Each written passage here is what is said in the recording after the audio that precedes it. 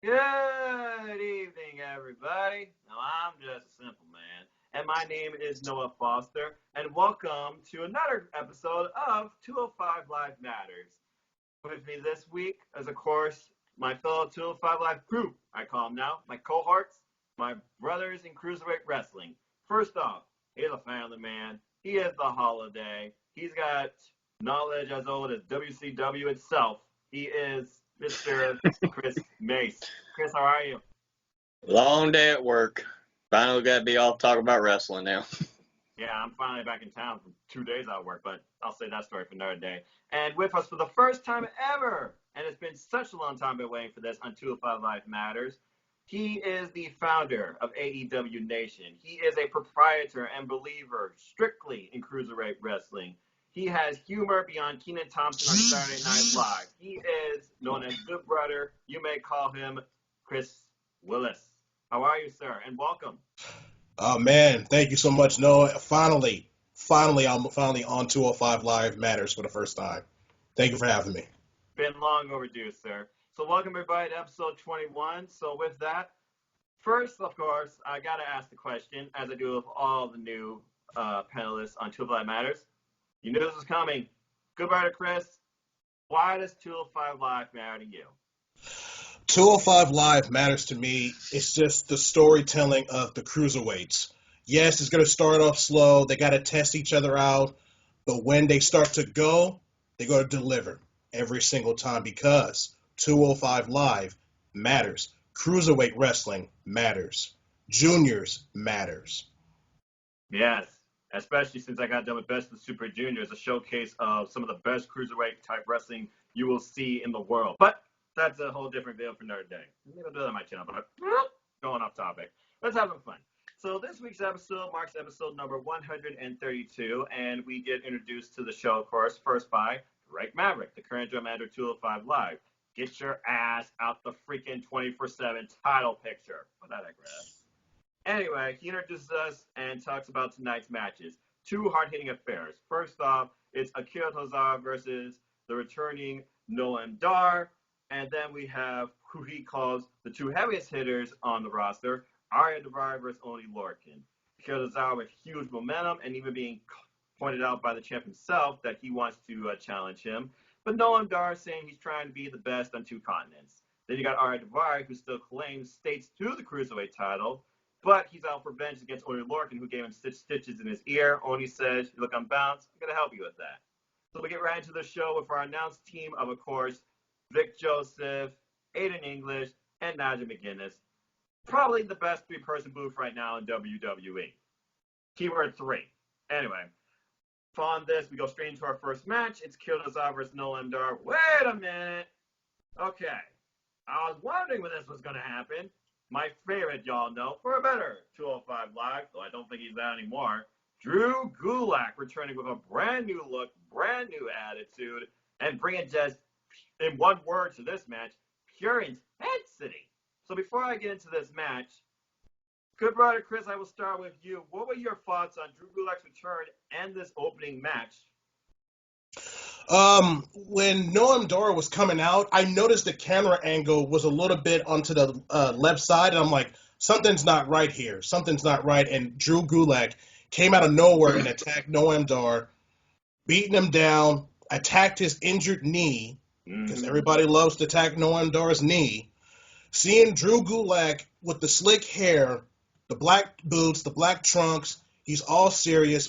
Drake Maverick confronted him like, what are you doing? What are you doing? You can't be doing that. But Akira Tozawa was like, yo, I want to fight him. I want to fight him. And sure enough, the general manager, Drake Maverick, went to the announcer and said, hey, make the match. And the announcer announced it, and the match was official. Those guys wrestled a good 13-minute match, and I was impressed from top to bottom.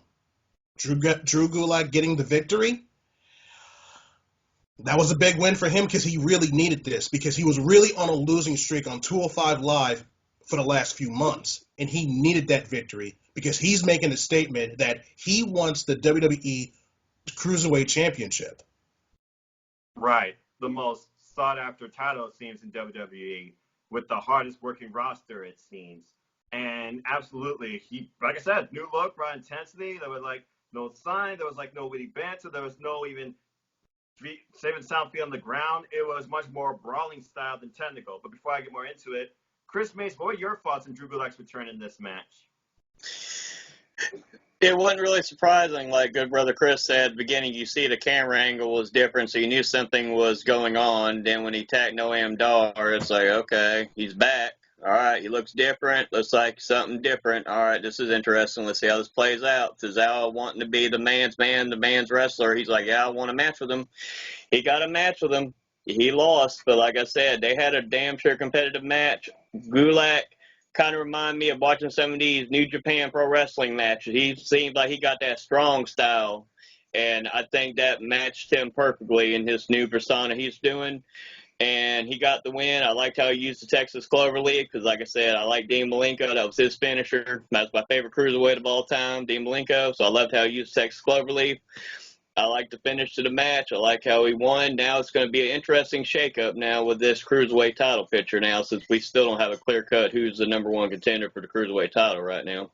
And to think there's right now probably at least 4 people in alleged contention based on victories and recent showing up 205 Live for the title. But again, it's not about what you've done for me lately. It's also what have you put in. But with that, let's talk a little bit about this match. So it started off with a little bit of a simple exchange, and then we got a vicious chop from Drew Gulak. Dropped Akira where he stand.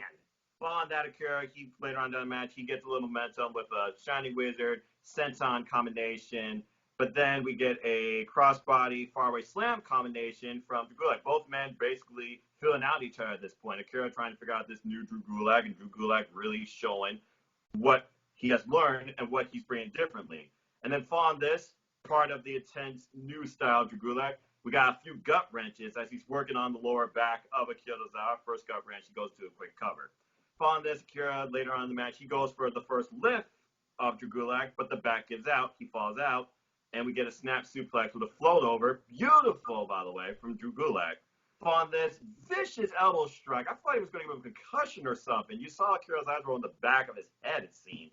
But then following this, we get a kick and a suicide dive attempt denied. And then he goes for over top rope maneuver, denied. And then we get what I like to simply call just a running cannonball from Akira Tozawa from the apron over the steel steps, straight into Drew Gulak into the barricade. They call it like a low-angle tumbleweed senton. Nigel McGuinness is always the detail-oriented. At least it didn't say takedown like Vic Joseph. Anyway, later on we finally get that typical Akira Tozawa move, the suicide headbutt dive that drives Drew Gulak over the announce table and then follows up with a missile drop kick. And then one of my favorite moves of Akira Tozawa, that fake-out jab, almost like Bob and Banks, except he doesn't lift up one of his hands in the air. Finally, we get some submission-based action with the Arnott push, but Gulak, being the technical sound wrestler he is at heart, he finds a way to reach the ropes. And then following this, Drew drops Tozawa face first. And then we go into the Texas Cloverleaf. Strong submission, once again working on lower back, but Akira being, aware he gets the ropes. We get a bit of an exchange going forward, and then we get some more gut wrench suplex into another quick cover. And then Akira, he basically bringing on that pursuit of fighting spirit. He brings up a flurry with that spin around kick, slide through into the high angle suplex, but then Drew Gulak follows him up with a vicious layer that turns him inside out. And then we get a basement leg drop kick from Akira, but nothing special. And then he finally gets a kick on Drew Gulak on the apron that sets him up for his top rope senton bomb. Still don't know if there's a name for that move yet. But this is where you truly see the evolution of Gulak. Leaves his feet, not to the second rope, top rope, insane superplex. And then Argentine backbreaker into a spin-out neckbreaker combination for the win. Drew Gulak finally gets a win with this newfound attitude and aggressive, strong style, as you put it, wrestling style. That obviously seems like it puts him back into title contention. So a very brilliant opening bout, I thought, but also questions, where does Akira Tozawa stand in this now? Does this shift Tony Nese's focus? Does this shift Drake Maverick's focus on the Cruiserweight title picture? Where's Drake Maverick's focus right now on the Cruiserweight title picture? As was kind of our other side story the entire night. Once again, 205 Live incorporating not stories just in the matches, but stories within its roster itself towards the championship picture. Yeah, I wonder where else that needs to be. Anyway, following this, we get got a couple of promos. So I'm going to treat these a little differently because I always appreciate other people's opinions. Okay, I already watched it, already seen it. So let's talk about the Mike Kanellis promo, and I'll give this one to you, good brother Chris. What did you get out of Mike Kanellis' promo, and can you describe it? Honestly, he's on a hot streak right now. He's bringing the intensity. He's bringing the passion. He cares about 205 Live, but he wants the best competition. Trust me, if you give him the ball, he's going to take it regardless. And he said he wants to be Cruiserweight champion very, very soon. And I think he is a hot top contender for the Cruiserweight championship. He just wants the best competition at its best. And the promo was great. And it was literally just him this time. Maria didn't even interject at all. It was just literally him speaking from the heart, speaking directly to the general manager. Take notice. I'm not complacent. I want the best. I'm here to show you that I am worthy of being Cruiserweight champion. And the fact you haven't already considered me the best after being the Brian Kendrick, a long-time veteran, original veteran I'm at 205 Live, and you still put me in the picture or gave me a title match? Come on now. That's basically what he was saying. But well put as well. At this point, it's surprising me that Mike Kanellis has not had a one-on-one Cruiserweight Championship opportunity, because I do believe he deserves it. But speaking of champion, Chris Mace, talk about what happened after this, where Tony Nese got interviewed and talked about his stance on the Cruiserweight Championship picture. He pretty much seemed like he wants Tozawa. That's what he said he wanted. He said, but he's going to leave it up to the general manager to make a decision. The only thing I didn't like about it, I think at this point, you're the champion. You want this match, you need to make it happen yourself. You just need to go out there and say, look, I'm putting a match out right now. Drake Maverick's on his own 24/7 kick right now. He's trying to get that title because, he needs to be focused on his job, worry about 205 Live, not that 24/7 title. Go send EC3 to go get that title. Like I said, you had history with him and TNA. Go send him to do your work right now. You worry about 205 Live. When you want 205 Live, worry about that, not 24/7 title. Either make the match or let Tony Nese go out there, get pissed off because of the fact that he hasn't made a match, he ain't announced it yet, and just make his own match. Go out there and say, look, I'm putting title on here right now. I'm doing it now. I'm doing it against Tozawa. If that's what he wants, and do it that way. That's how you do it. Yeah, at this point, he just might as well do an open challenge. I wouldn't mind seeing an open challenge in 205 Live for his Cruiserweight challenge, seeing who accepts it. Because at this point, Drake Maverick, his focus is not where it should be, on the brand that he's managing, which will lead us to one of our simple stances coming up shortly. But first, next promo, Lucha House Party, they talk about Super Showdown coming from Puncher Redacted. But they also talked about, thankfully, shifting back to 205 Live, the Singh brothers. They want a rematch. They're like, okay, after the show that we do in Puncher Redacted, we'll be happy to beat you back to Bollywood. So I feel like, even though it wasn't announced, we're going to get the Singh brothers versus Lucha House Party again. And this is where the Lucha House Party shines. Tag team wrestling. I just wish they had a deeper tag team roster. But that's just my opinion. So I'm just going to ask real quickly. When this match happens, good brother Chris, who you see winning, Lucha House Party or Singh brothers? I think the Singh brothers really need this victory. I know it's going to be a stupid 50-50 booking. Just give the Singh brothers the win because they're taking this match more seriously than the Lucha House Party. I know it's fun and games for Lucha House Party to have their fun every single time, but it's really getting old. It's time to get serious. Agree. Chris Mace, any counter thoughts to that? I agree. I think Singh brothers need to win. I think at this point, the Lucha House Party, yes, they're fun and games, but there's times I want that Kalisto of old. I want him to be serious. I want him when he beat Enzo Amore, which I hate to mention that name for the Cruiserweight title. I want him when he was on the main roster. I want that serious Kalisto when he won the U.S. title from Alberto Del Rio. I want that serious Kalisto that actually won a match against Braun Strowman in a dumpster match and ended up surviving. I want that serious Kalisto at times. I don't, it doesn't have to always be fun and games. You're getting your butt whipped by Lars Sullivan. Oh, that's still fun and games. Okay, cool. Okay. I want more seriousness out of him at times, too. I know he's more credible than that, so don't become a joke. I know he's a good wrestler. Yes, he's been known at times for botchamania, but he's improved a lot in recent times. So Lucha things! Yeah, and to be fair, who has not who has not been known for botchamania? I want someone to try and comment one wrestler from WWE that has not been on botchamania. Good luck. Anyway, so now we get into our main event. Oofa! They were not kidding when they said two of the hardest hitters on the 205 Live roster. Before I get my retrospective on this match, Chris Mace, what were your thoughts and moments from this match? This might not be a favorable opinion. I was okay with this match, but me with the storytelling, okay, Lorcan was just in a fatal four-way tag team title ladder match at NXT. He didn't seem like he was, to me, didn't seem like he was selling too seriously. Like, he got the crap beat out of him. They all did in that match. Yep. And me, I know you're not going to magically heal 2 or 3 days later from this. Like I said, I think he could have done a little bit more selling with the injury part. But, I mean, he's damn good, talented, British strong style wrestler. I said pretty much. He's very aggressive, and that's what I like about him. But just me from a storytelling aspect, I wish he would have done a little bit more selling with, being injured. You just in this amazing match, and you got battered and beaten up with ladders, and everybody got their ass whooped in some way and point in that match. You should have done a little bit more selling. But as for other than that, like I said, it was a pretty strong style match that I liked, and that's my only criticism of the match. I think the right person won with Lorcan winning. I'm glad. I mean, it was nice to see that he didn't win with the half and half. He didn't win with his finisher. He actually won with just the. Oh my God! I remember how he won. I can't remember what it's called though, right off the top of my head. Thank you. That's what he won with. I know he didn't win with his finisher, but like I said, it was a nice way to end the match and win. And like I said, I liked the very end of the match after the bell rang and everything, when Daivari was looking at him trying to go after him after Lorcan was celebrating, and just Lorcan ducks under and he goes over the ropes. Daivari, I was like, all right, that's a good way to end it. I liked it.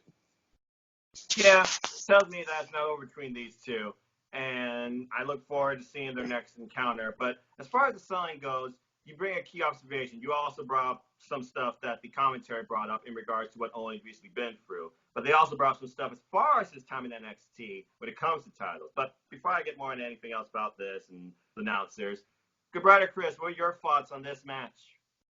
I really agree with Country Holiday on this one. Psychology is key. The match was really great. 15 minutes. It was worth it. I like when Oney Lorcan was working on Daivari's arm the whole time, and Daivari was really selling the arm injury.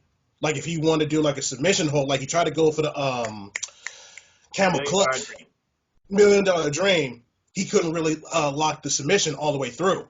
He couldn't, because Nigel McGuinness brought it up. It's like, it's not locked in. He went for a frog splash, went on top, he hit it, and he was selling the arm. He's like, oh, I can't do it. I can't do it. And I guess he got a little cocky just holding the arm, and he got caught. 1, 2, 3. Oney Lorcan wins. Yeah, out of nowhere. I mean, I will say this. You're absolutely right on the selling. If he won with his half and half, to be like, okay, this is kind of overkill. You just went through a grueling ladder match, okay? You're going to pick up a win. You're going to pick it up on either sheer psychology, like you said, or DQ. Like freaking Ari Daivari goes out, grabs a chair, and beats the daylights out of you. None of that happened, though. But you're right. This match was literally a story of a one-armed person versus a person that was allegedly in a 4-team ladder match, and you figured he would be in worse shape versus the guy that only has stitches in his ear. But it was obviously the opposite case here. So Daivari, he showed his injuries like a pro. Oney, and he brought the fight, took some grit, but it looked like he still seemed pretty strong in the end. Yeah, it started off pretty simple. Look around. There was a lockup, test of strength between Whislock, both men basically jockeying for a strength position. There was a turnaround surfboard stretch by Oney that I always call him Akira sometimes. Dadgummit. Arya counters, and then when Oney goes to counter it with a helicopter spin, I guess, or airplane spin, excuse me. No, helicopter spin, that's right. Arya, he counters it back and locks it up, and then we get an uppercut crossbody combination. Then this is like where this point he starts working on the arm. There's a cross arm breaker submission, and basically then we get some mind games. A callback to what Ari Daivari did with Tony Nese. He's like, come out here and fight me. He goes out there, goes back in the ring. Come back in here and fight me. Tries to go for the whole thing. I will say this, not a dumb baby face, at least. He was aware that Ari was going to come in, try to attack him as he goes in the bottom rope. He got out of the way. So at least he played smart versus most of the main roster. But anyway, not dumb babyface mentality. I respect that. But then following this, we get basically gains control after hanging Oney Lorcan on the top rope and then dropping him with a neck breaker with a bit of a running start. And then we get, and I thought Pete Dunne did this, make a wish. He wishbones his freaking fingers out of nowhere. I don't think I've ever seen Oney do that before. And then he starts working more and more on the left arm. Once again, just extenuating that injury. Following this, we get Lariat, though, that turns Oney inside out into a cover. Nothing special. And Arya maintains control for most of the match following this. Again, tries to basically keep a strong grip on the brawler, as you call him, but he can't because of the arm. Then they get 2 chops in exchange. We get, I don't know what you call it. I just call it a cross-arm whip from the top rope to the mat, where Oney was set on the top rope, grabs his arm, crosses them, just throws him down to the mat. I don't think they even have a name for that move yet that Arya does. Very creative, though. Goes for a cover, still not enough. And then apparently he goes for the splash you call it. They call it the Persian splash. First time, misses it, and seems to land on the injured arm, thus extenuating that damage more. Then we get more exchanges, and then the match really picks up when Oney comes in with a brutal running uppercut. And then he finally unleashes his fury, goes with that gritty face. It's like he just goes into a new mold like Super Saiyan or something. We get suplex release after attacking the corner, after counterattack, then a running blockbuster. And then he goes for his half and half finally. But Arya, he tries to go for his hammerlock. Nope. And then we get vicious super kick, one of Arya Daivari's staples. And then he goes to the middle row, but nope. He gets caught by the arm. And then finally, like you said, he goes for his submission after taking some chops, but he can't lock it in. He can't put the arm out of the carotid artery because of the extent of his injury. So, of course, he turns around, gets out of it, but then he goes, finally puts Oney in position and pulls off the Persian splash, but fails to capitalize on the cover. Again, 2 injured. And out of nowhere. And it seemed like Oney was aware of this, too, as he nodded his head if you looked at it, and caught him with a crucifix. 1, 2, 3. So I feel like it definitely showed Arya's endurance. Only it just showed how good he is as a wrestler and a brawler. But I feel like this more put over Arya, if anything. Now, truth be told, wins and losses kind of matter in 205 Live. So if Drake Maverick got his head out of his ass and not worried about the 24/7 title, he's probably aware, okay, Oney won. Okay, Drew Gulak won. Okay, Tony Nese wants Akira Tozawa. Okay, Mike Kanellis is claiming he wants the best. He wants the best competition. But the side story of the night that the commentary kept putting over, it seems like Drake Maverick's letting other responsibilities separate him from the true responsibilities he should be focused on, and that is the development of the 205 Live roster and determining a worthy competitor to put on a classic Cruiserweight title match. So it's going to be interesting to see how this plays more next week, considering Maria didn't speak a word. We didn't hear anything from Drake Maverick after the beginning, and a certain person has been vouching to be general manager at 205 Live. Maybe we'll finally get a story out of that.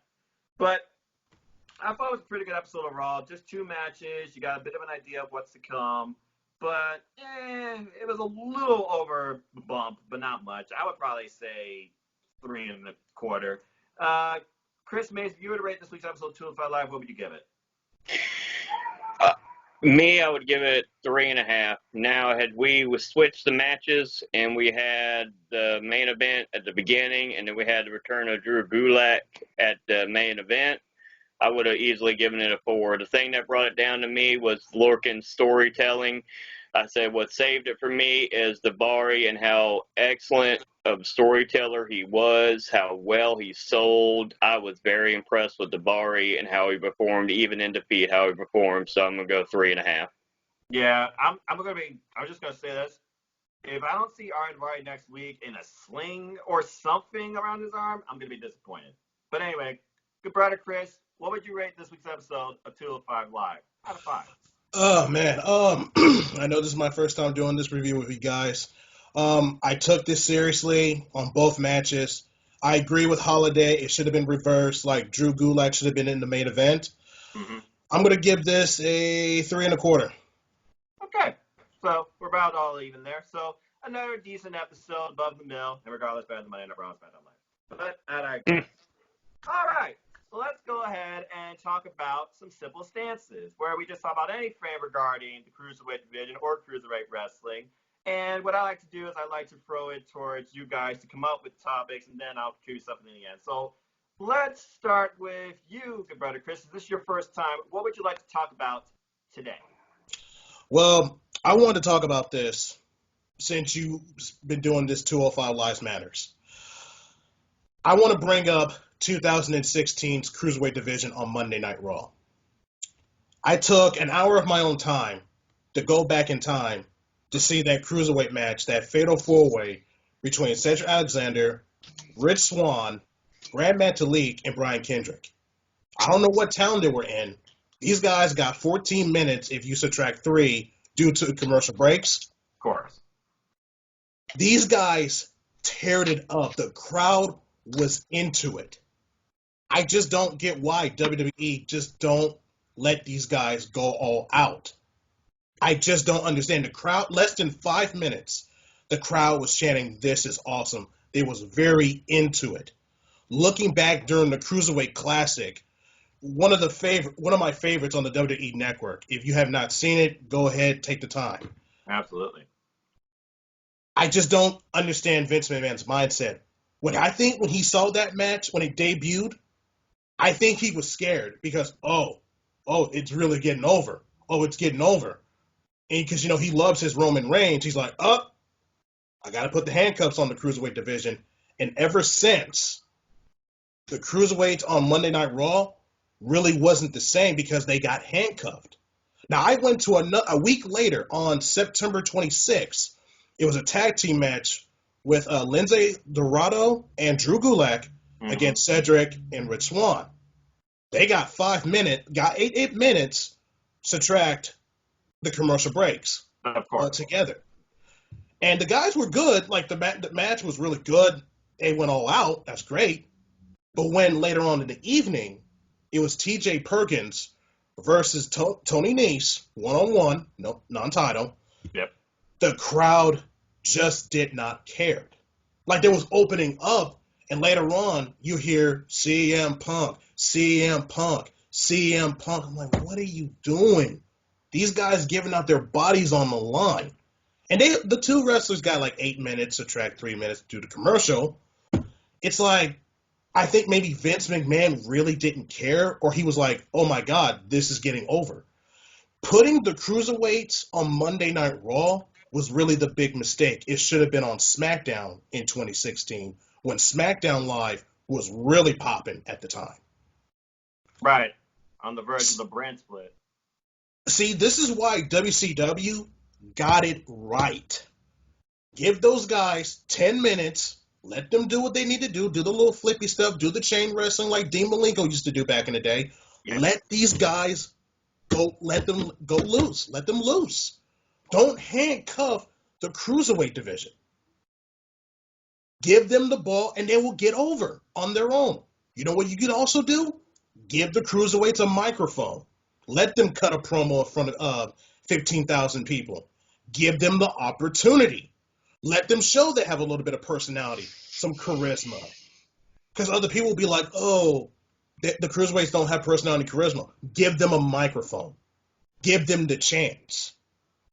You bring up very strong observations there. And going back to what you were just finishing saying, Raw is a driven split entertainment product. It doesn't focus primarily on wrestling, while Cruiserweights are literally wrestlers on wrestling. So if they don't show them as sports entertainers, the crowd's going to be like, what am I watching? This is boring. Where's Roman Reigns? Now, depending on the town, like you said, maybe they were aware of what Cruiserweight wrestling is, because a lot of towns, they do have their own independent scene, and usually at an independent show, you see a decent match between two wrestlers.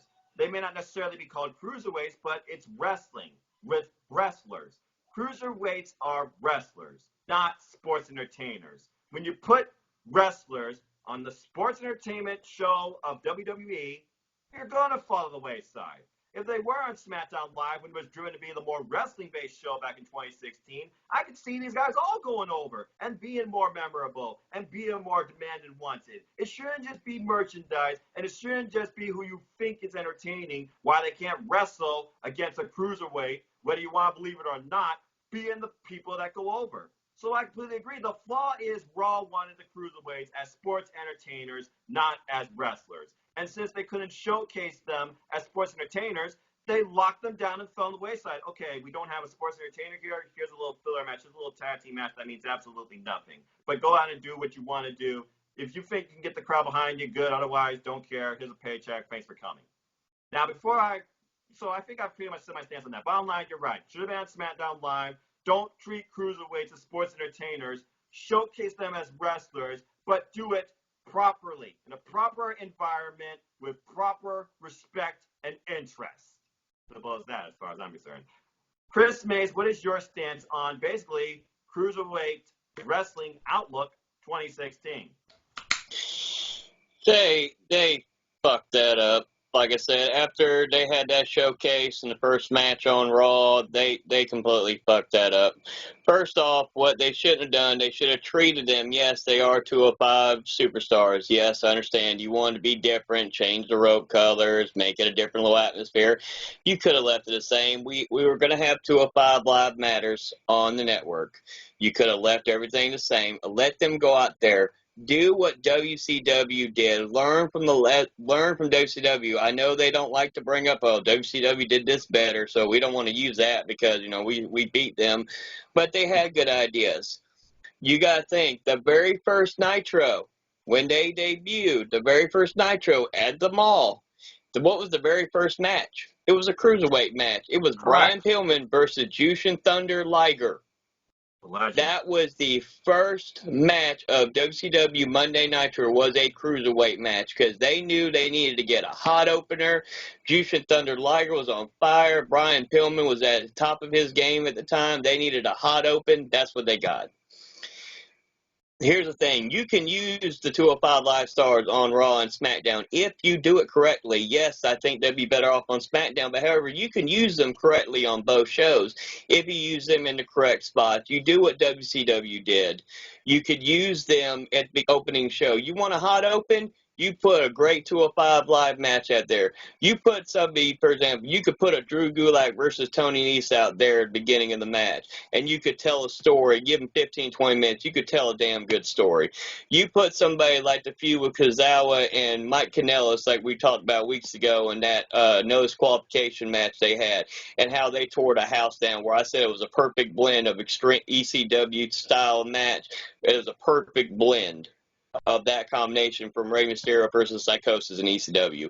You can take ideas that people use in the past and use it and make it work on your main roster. It's pretty not that hard to do. You have to give them a few minutes. You can't expect them to go 2 minutes. You got 2 minutes, go do something. Can't do that. You can't do that. The commercial break in between, which really is 2 minutes time for us. But see, here's the thing, though, too. You got to think about, too. When you watch Raw, they go to commercial breaks. You don't see anything. When you go to SmackDown, sometimes on SmackDown, they put that little clip up there where you can still watch the action while they're doing commercials, which I don't understand that at all. Why don't you do that for Raw, too?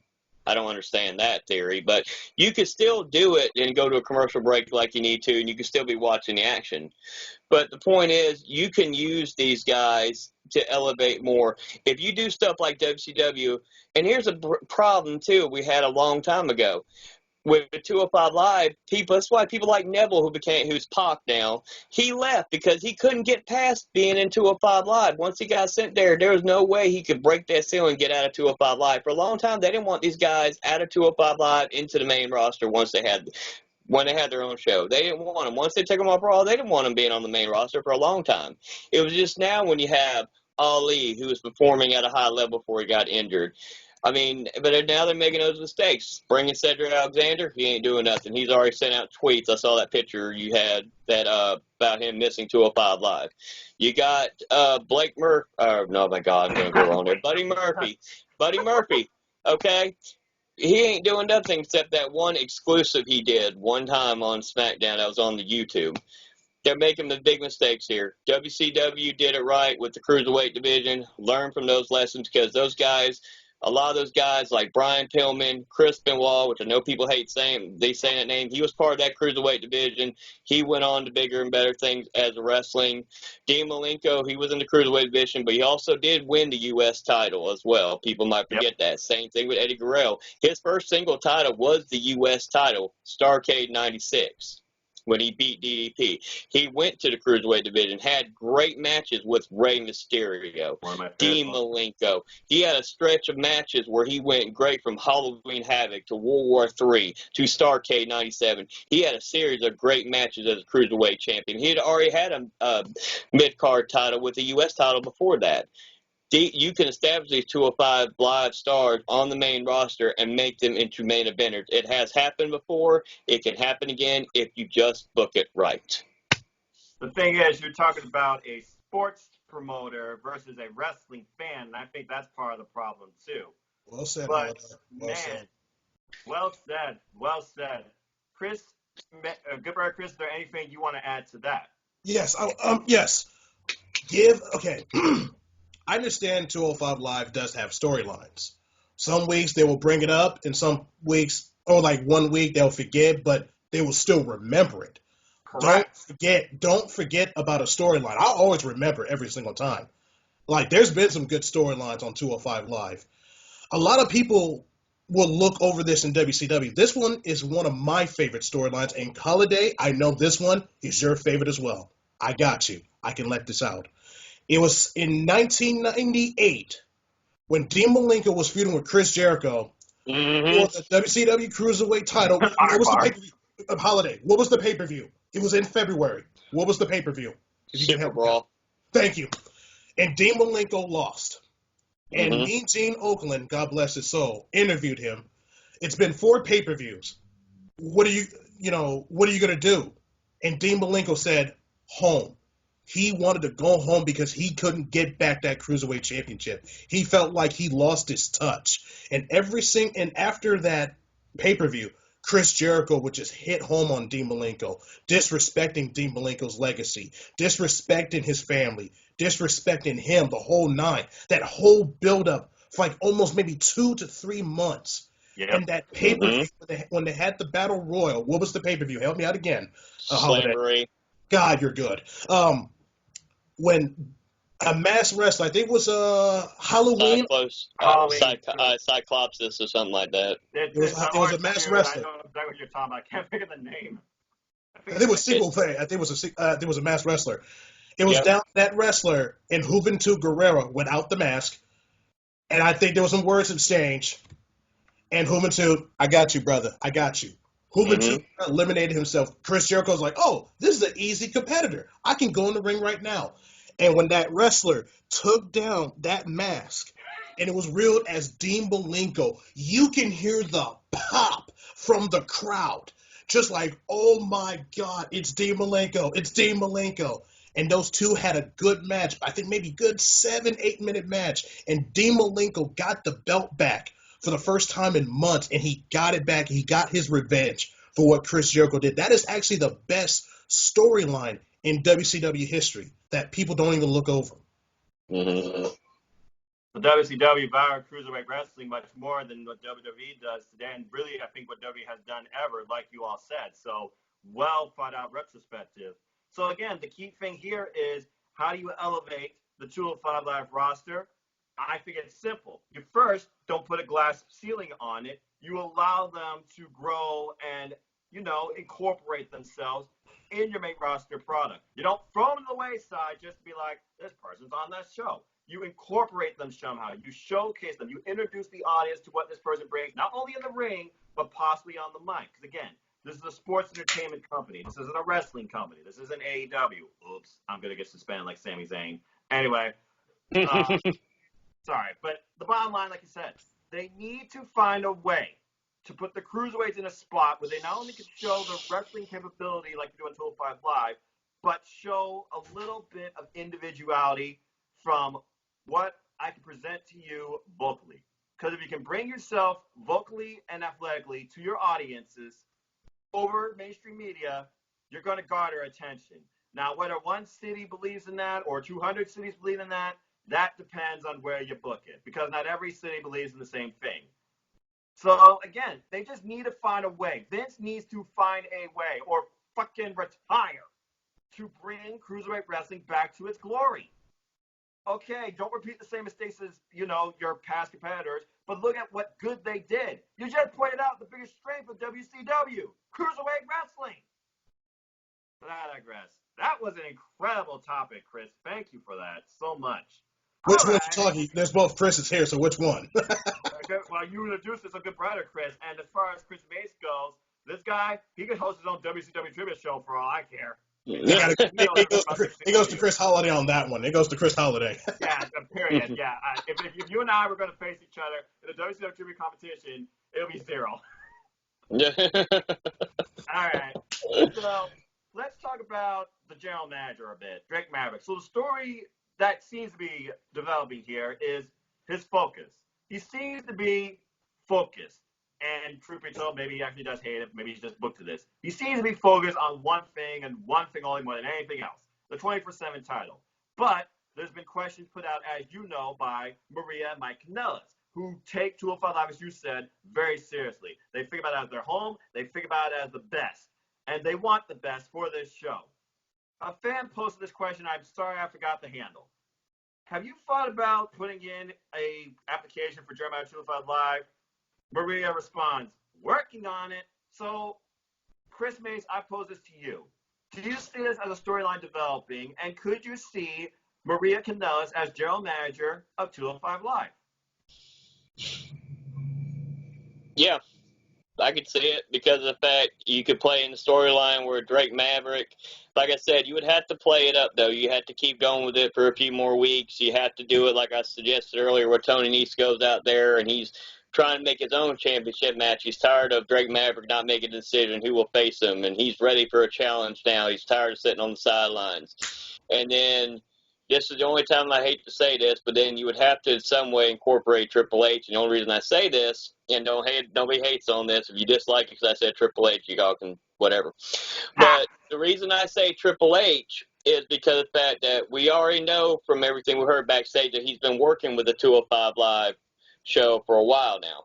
Correct. So this would be the only time where I can see where he comes out, Drake Maverick's worried about the 24/7 title. He finally comes out there and says, look, you want to go after that 24/7 title? That's fine. I'll make you an active wrestler. You can go do that. I'm relieving you of your duties. And then he introduces Maria Kanellis as the new GM. That's the only time you need Triple H on there to do something like that.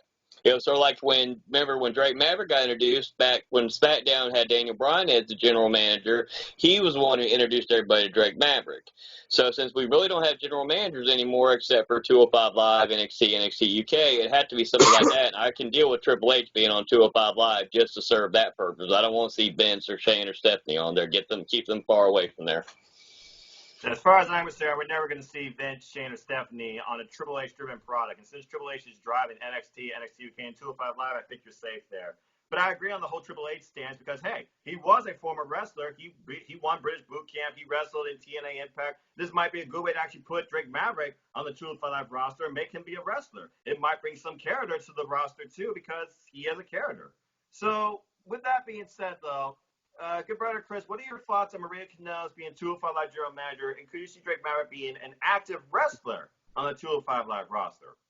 Well, you guys, you did forget this was actually a good sister, Sydney G, who came up with that idea, so good shout out to her. I agree. Yes, I agree. I think Maria Kanellis can play the general manager role perfectly. She's great on the microphone. Personality's there. She got the looks. Hey, sex sells. So, okay. Straight up lost it. Okay, I got it. Okay. I think like Maverick would be very upset. Like he's about to lose his job. Like, well, if you want my job, you got to fight me for it. And Mike Kanellis comes in, I fight you for it. Mike Kanellis beats Drake Maverick, and Maverick loses his spot. He gets fired, loses his general manager spot. He can actually become a professional wrestler on the 205 Live. You know, we do need character. Like Maverick, he has the personality, he has the charisma, he is funny to a degree. Mm-hmm. I think that would work perfectly. He was a former X Division champion once or twice. Yeah. Correct. So honestly, that would work perfectly. And I know Maria Kanellis will really be very, very strict. She's going to use a lot of that pull if she becomes general manager. Like, oh, my husband, he's been winning. You get a title shot at SummerSlam on the main card. Yeah. Now, I like that idea a lot right there with the whole title picture because, again, it could incorporate the Canellis instances trying to take over 205 Live, which could also become an interesting storyline in itself, too. Possibly even up to Survivor Series, we might finally have, like, Battle for Control 205 Live type match. Survivor Series, there's no match. Again, promote 205 Live on your main card. Make it bigger than what it already is. So And put it on the main show. Put it on the first match of the card, not on a filler. Well, just going back to your opening topic for Simple Stances, if 205 Live was the opener on main shows and pay-per-views, it probably would have a lot more say and a lot more interest than just us and, these small thousands of fans of 205 Live, it seems like. At least when you've talked to main roster people. But anyway. Yeah. All right. Yeah, I said the word. He's okay. He's a gamer. Whatever. All right. Before I get into something else on my mind, Chris, is there anything you want to contribute tonight to Simple Stance? Anything on your mind? I got two, and they're both pretty simple, so I believe. So my first one is, with everything going on with the 205 division right now, with everything going on with the title picture, you got Kanellis, you got Only Lorcan. I'm about to get their names mixed up, but it's all right. You got Tozawa, you got returning Drew Gulak, you got Daivari, even in defeat, look great in defeat. Okay, you got pretty much 5 contenders right now. Why not take an old concept and turn it into something good again? Okay, yes, on the main roster, they did it 4 times. They did that thing called the scramble match. Would see maybe at Stomping Ground, they actually say, okay, you know what? He's Drake Maverick in storyline. He can't make up his mind what he wants to do. Blah, blah. He's worried about a 24/7 title. He just comes with this idea. He goes, okay, you can have that scramble match here. You can defend your title against everybody and do a scramble match for the 205 Live Cruiserweight Championship. Because remember, scramble match, you can have 20 minutes. Whoever has the title, whoever got the last pinfall becomes champion. You got those interim champions in the meantime, and whoever gets the last pinfall wins the title. That would be a good way to give exposure. You have all 6 of these gentlemen showcased on the main card, and you could do something different. Holy cow, you just brought out something that made Mike Adderley seem like a genius. Whoa, scramble match. That would be insane, with cruiserweights especially. You wouldn't be able to track all that action with enough cameras. That sounds awesome. I love that concept, and I think Stomping Grounds would be perfect because when I think of pay-per-views, I always think the name should connect with a story connected to the show or a match. Stomping Grounds is literally a testing ground, it could seem, for what the cruiserweights can bring and who could really take 205 Live to that next level. Because you got 20 minutes on the clock, allegedly, 6 men gunning, showcasing everything they have, putting everything they have, and not only winning the title, but keeping it. Because it's not like you can run away from the freaking ring. That's brilliant.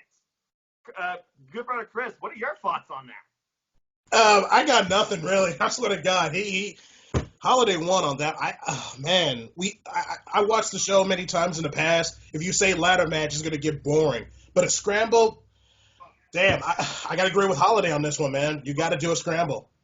Let the cruiserweights break the fucking handcuffs. Excuse my French. I didn't want to cuss on this first ever. I'm scratching head. You're fine. Let these guys go balls to the walls. Give them the opener. Give those guys the opener at Stomping Grounds. Is that it? Yeah, that's the next pay-per-view. More like rematch grounds, if you look at the lineup. Control-C, Control-V. Aha! But continue. Yes. Give those guys 20 minutes. Let them go balls to the walls. When the time limit expires, whoever is the last cruiserweight champion wins. Give the cruiserweights the ball. Yeah, 20 minutes will be like a freaking 5 minutes if you just watch this and be like, oh my gosh! I can only imagine the aerial offense, the technical wrestling, the hard hitting you would see in and out of the ring.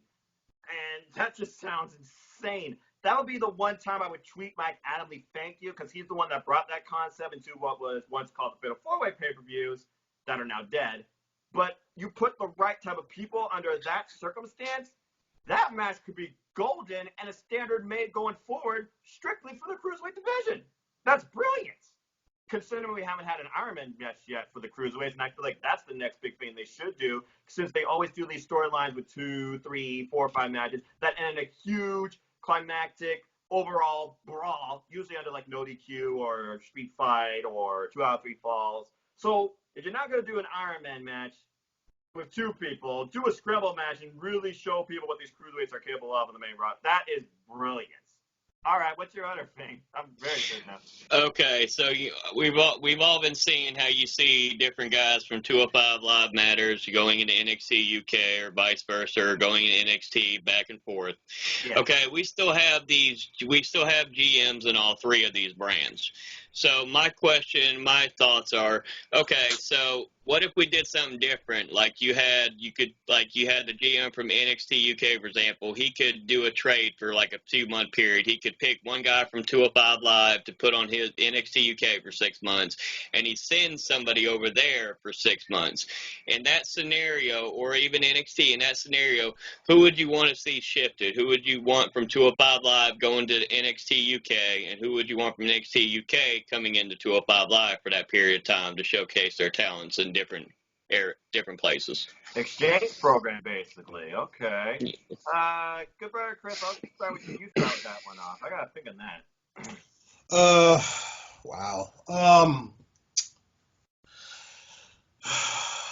Jack Gallagher goes to NXT UK and bring Mark Andrews to 205 Live. Okay. What are your reasons?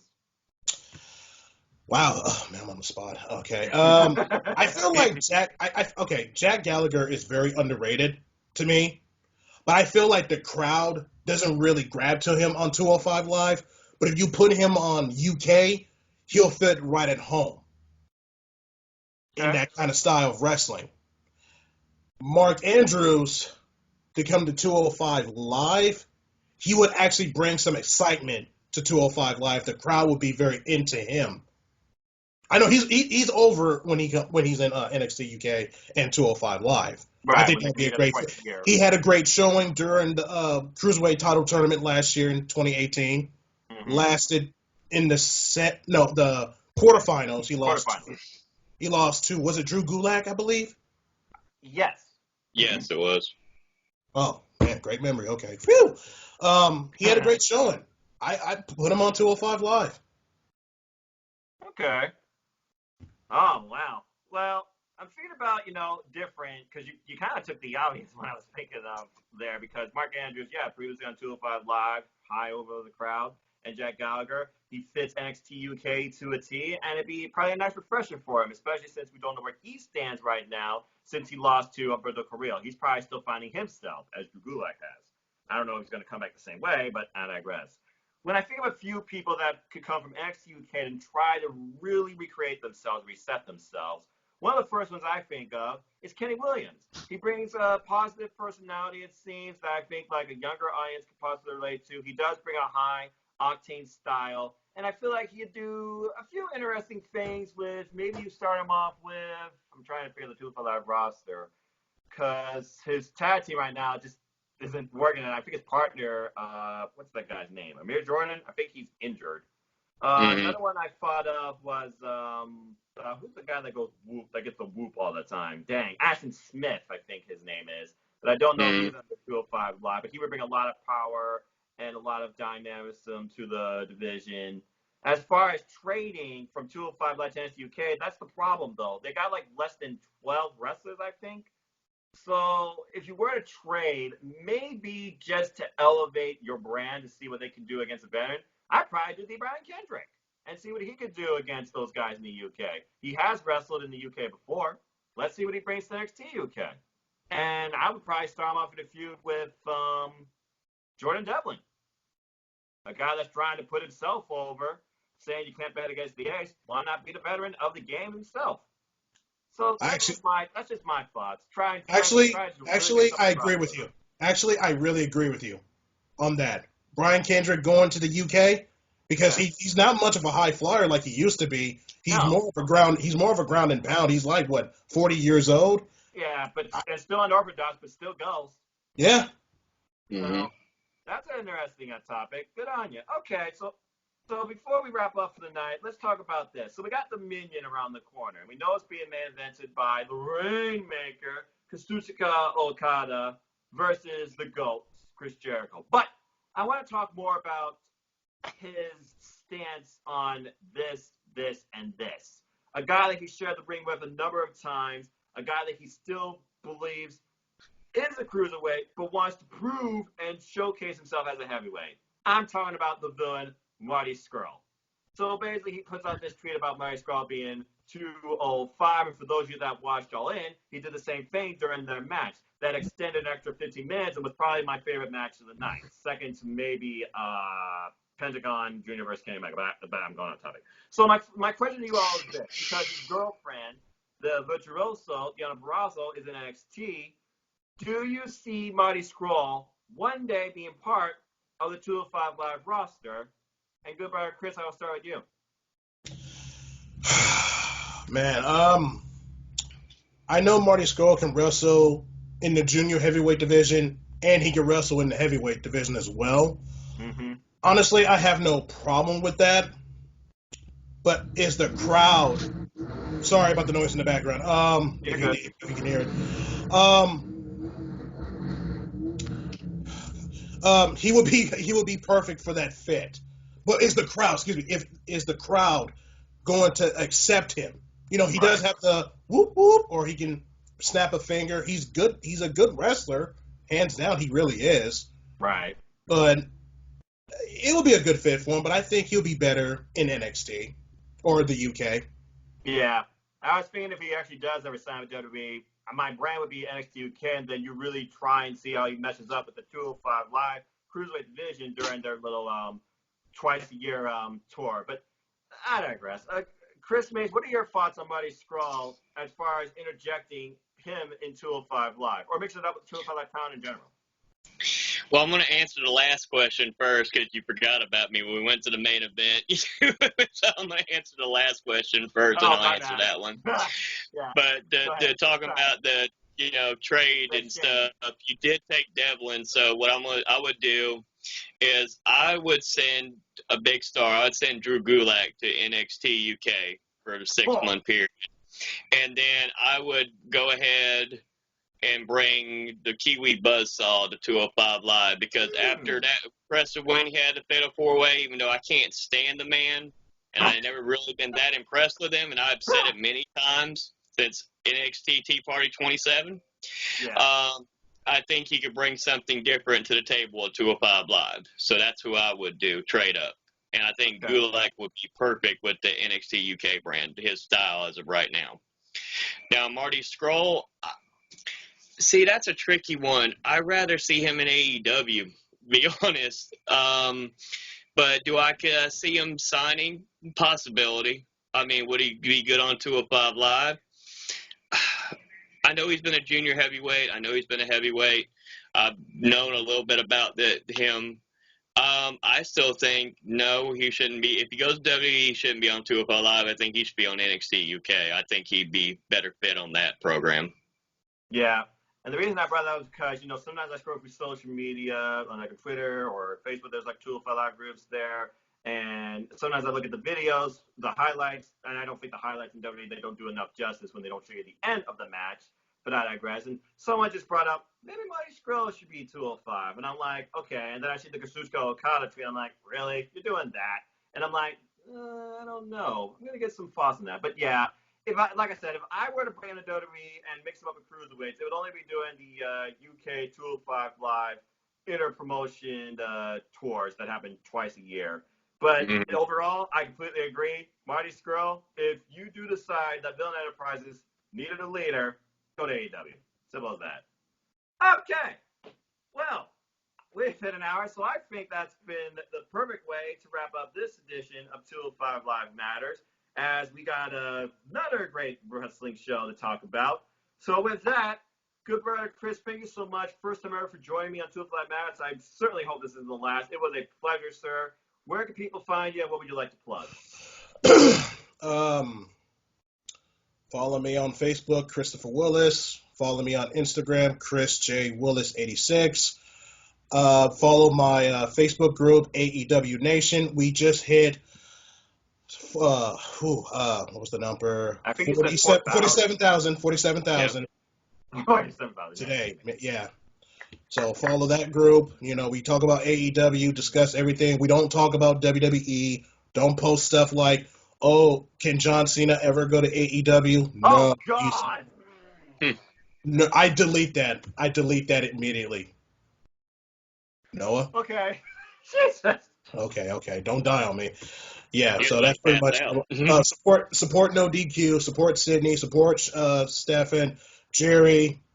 The list goes on and on. So that's Yeah, there's 17 of us, so we get you. And of course, the No DQ Galaxy with Europeans married too. That's vast in itself. And appreciate all of you.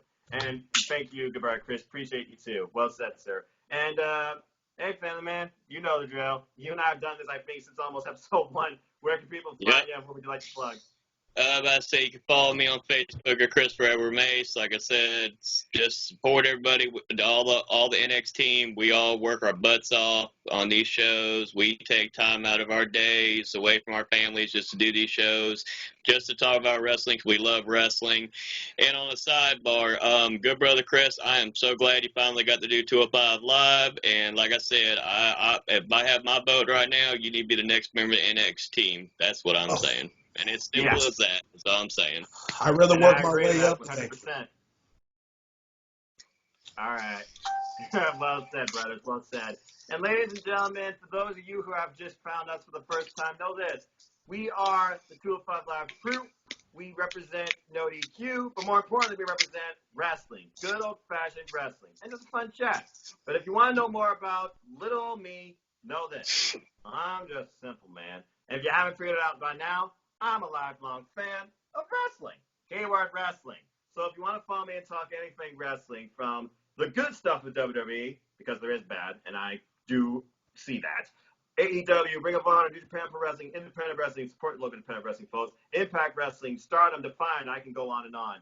You can look me up, nodq.com/Noah, takes to my Twitter page, or follow my simple YouTube channel here, where you'll find pay-per-view predictions and retrospectives for stuff outside WWE, and this weekly series called 205 Live Matters at youtube.com/users/Noah Foster 210.